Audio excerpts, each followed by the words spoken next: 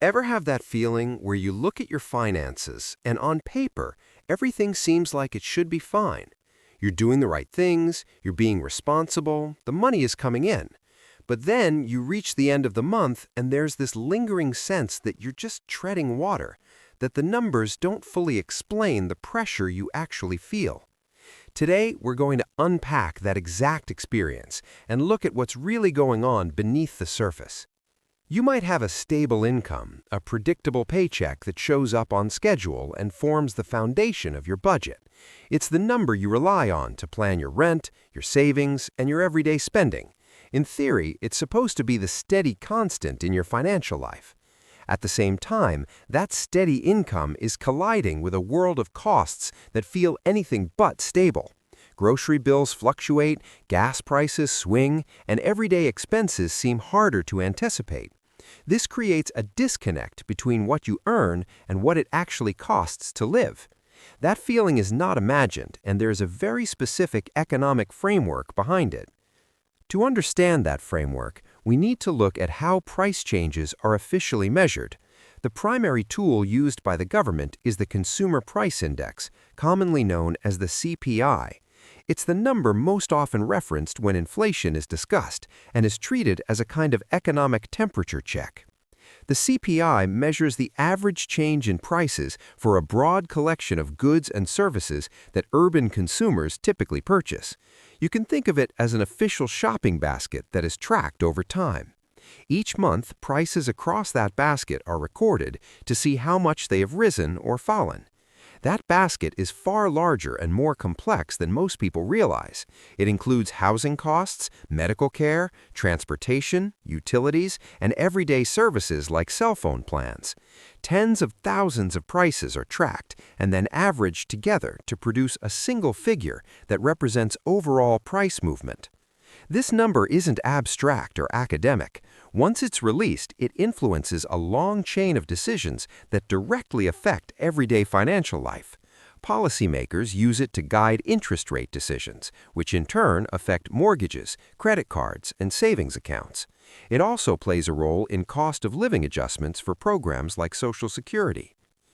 Because the CPI plays such a central role, it's often treated as a stand-in for the cost of living. This is where the confusion begins. The CPI and your personal cost of living are related, but they are not the same. Understanding the difference helps explain why the data can feel disconnected from lived experience. The CPI measures changes in the prices of a fixed basket of goods. Your cost of living, by contrast, is the amount of money you need to spend to maintain your lifestyle. When the price of one item rises, the CPI records that increase. In real life, you may respond by adjusting what you buy, choosing alternatives, or changing habits. Those decisions matter to your budget, but they are not fully captured by the index. This gap creates several blind spots. The CPI does not fully reflect how people adapt their spending, and it does not measure broader quality of life factors like safety, environment, or community stability.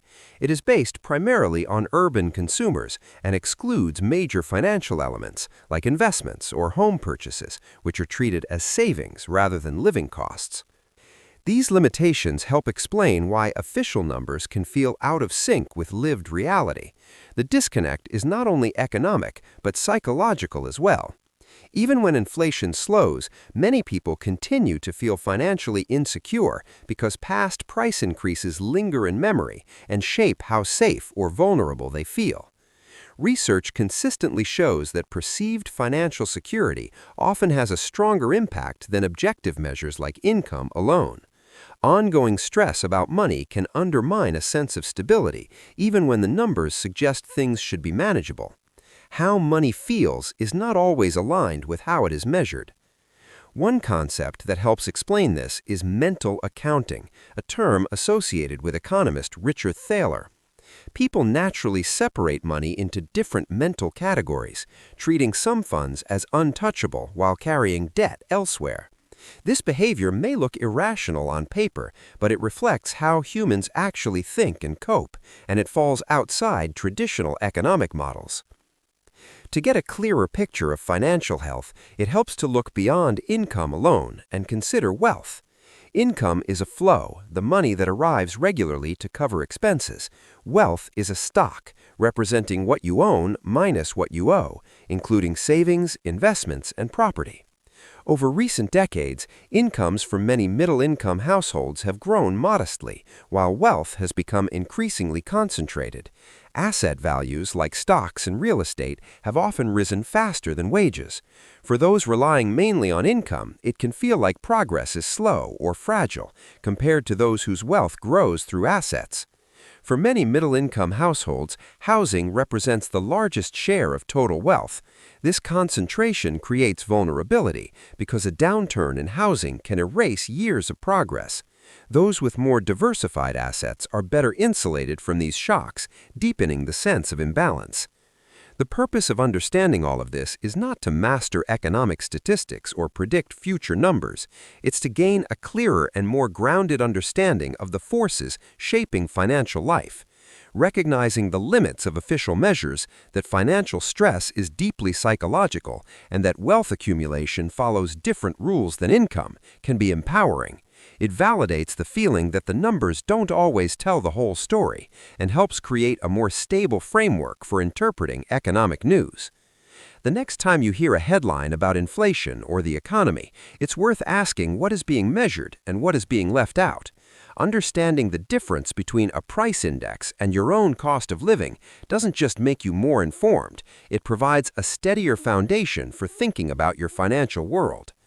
This content is for educational and informational purposes only and should not be considered financial advice. Always do your own research or consult a licensed professional before making financial decisions.